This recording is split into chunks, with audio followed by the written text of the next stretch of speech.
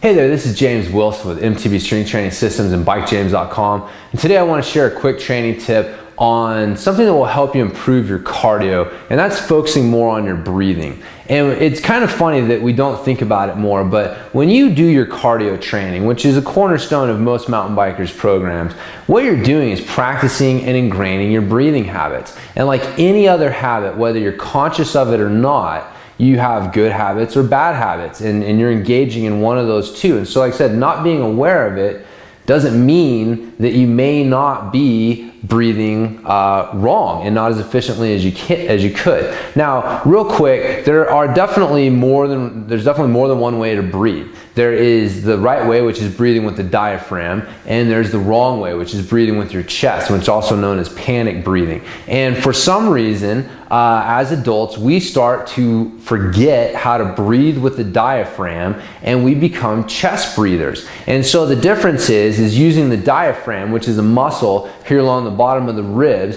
and what it does is contracts down to draw air into my lungs. And so when I do that, that's the belly breathing that we hear about. So you're breathing down into the belly more than up into the chest. So you want to breathe down here instead of up here. So here all you're doing is you're just lifting the ribs up, using the chest and shoulders to lift the ribs up, which again, that will pull air into the lungs, but it doesn't pull as much air and it doesn't pull it down as deeper. And so it literally, breathing with your diaphragm will literally change the efficiency of your breathing. And so you will, the gas exchange is better, all of that stuff. And so it literally changes physiologically what's happening inside your body when you breathe diaphragmatically versus with your chest. So it's very important that you focus on that when you're doing your cardio, because again, if you're just going out there and you're doing a lot of chest breathing, you're just reinforcing chest breathing, which is not what we want to do. So a couple tips to help you with your breathing. Like I mentioned, we want to be focusing more on belly breathing, diaphragmatic breathing,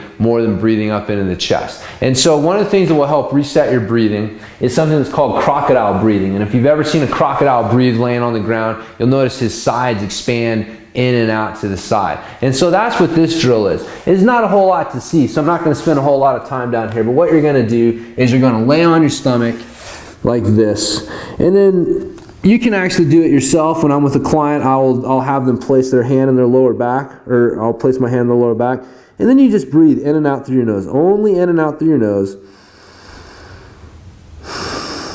And you want to send your breath down to the hand on your lower back.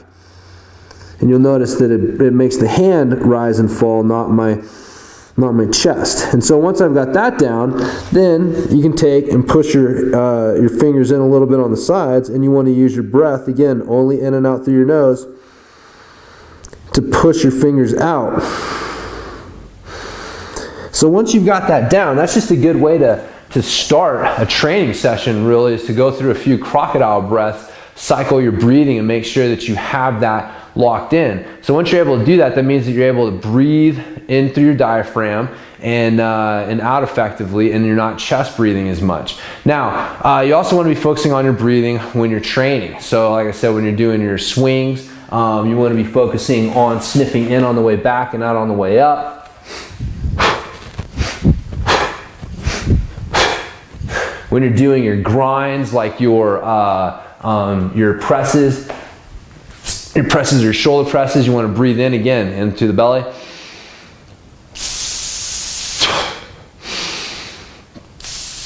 This applies to squats as well, or anything that's a little slower like that. And then also on the bike, you want to be focusing on breathing into the belly, using that diaphragmatic breathing. Now, one of the questions that pops up is, what about breathing through the nose? There's no way that you're going to be able to breathe in and out through the nose on the trail when you're riding hard.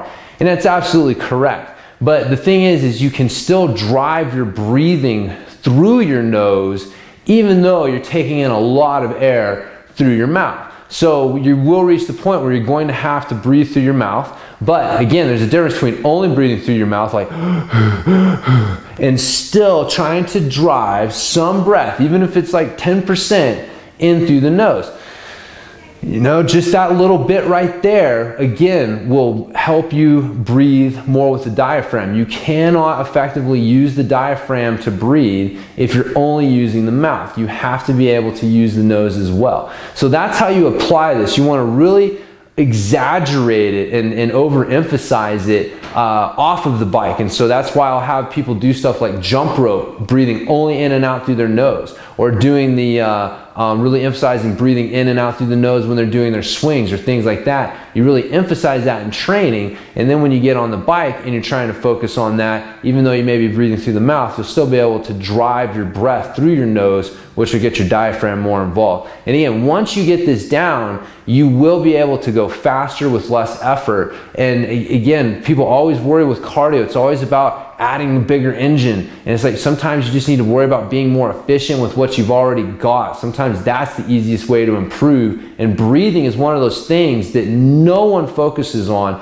no one thinks about. Well, almost no one, I'm sure, you know, someone out there does, but it's not something that's very commonly talked about. And so it's something that almost every rider out there can immediately start using and focusing on, and instantly improve their cardio conditioning almost overnight. So once again, it's been James Wilson with MTB Strength Training Systems. Hope you've enjoyed today's training tip and you get some use out of it. You can check me out on the web at bikejames.com, and I'll talk to you next time.